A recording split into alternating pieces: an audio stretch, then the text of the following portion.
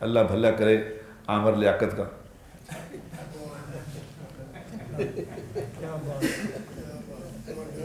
عامر لیاقت کا نام سنتے ہی ٹھنڈ پہ گئی سارے میں. وہ ایک آدمی کو میں نے کہا وہ فلاں آدمی نے میرا ایک دوست ہے، اس سے میں نے کہا فلاں آدمی نے 18 سال کی لڑکی سے شادی کر لی ہے اور وہ ہے خود 50 سال کا، 18 کی شادی کر لی ہے. اس کے بعد خیر آگے اور باتیں شروع ہو گئیں. تو 5-6-7 منٹ کے بعد میں نے اسے کہا یار تم میری بات صحیح طرح سن نہیں رہے. انہوں نے کہا تیری بات کیا سنوں، میرے دماغ میں تو 18 گھومی جا رہا ہے، میں 18 سوچ رہا ہوں. 18 عامر لیاقت صاحب دامت برکاتہ نے 18 سال کی بچی سے شادی کر لی. آفرین سلام اس بچی کو ہے جس نے اور لڑکیوں کو یہ حوصلہ دیا کہ نہیں اس طرح بھی قربان ہو سکتے ہیں، کوئی ایسی بات نہیں. اس نے حوصلہ دیا دوسری بچیوں کو بھی کر دو قربان اپنے آپ کو، اسی طرح کرو. یہ اس کو عادت بناؤ، اس کی عادت، شادیاں کرو. مجھے عامر لیاقت پہ کوئی اعتراض نہیں، اس لیے کہ اس نے شادی کی، نکاح کیا ہے. بھائی اس نے نکاح کیا ہے، نکاح کرنا تو بالکل جائز ہے. وہ 18 سال کی کرے چاہے 16 سال کی سے کرے، لیکن آگے بھی پھیلاؤ اس بات کو، ہمت کرو. ایسا نہ کرو کہ شادی کر لو دوسری اور پہلی کو چھوڑ دو. یہ نہ کرو، ایسا نہ کرو. احترام کرو، سب کا احترام کرو، ان کا بھی احترام کرو، دوسری کا بھی. اللہ ہمت توفیق دے.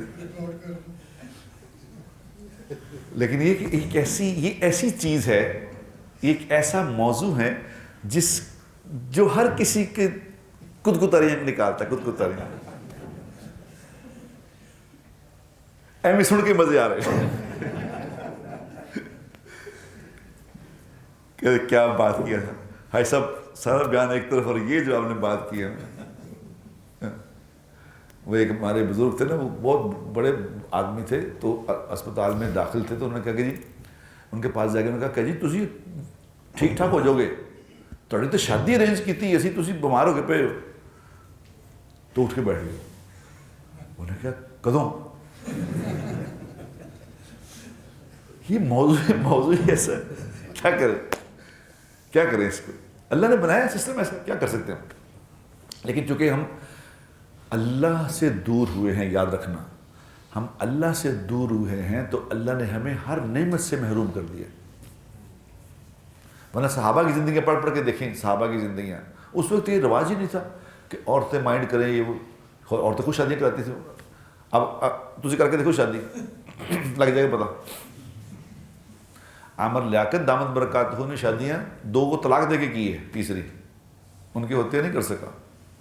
مزہ پھر تھا کہ ہوتے ہوئے کرو، شادی کرنی کرو، لیکن پچھلیوں کے ہوتے ہوئے کرو اور ان کو راضی کر کے کرو، پھر دیکھو مزے، زندگی مزیدار گزرے گی. جیسے ہمارے وہ مفتی طارق مسعود 3 شادیاں کر کے بیٹھا ہے، وہ بولی جا رہا ہے. اور چوتھی کی بھی بات وہ بہانے مفتی طارق مسعود بہانے پیغام دے رہے ہوتے ہیں کہ میں چوتھی بھی کرنا چاہتا ہوں، کوئی ہے تو مجھے خود ہی اپنے آپ کو قربان کر لے.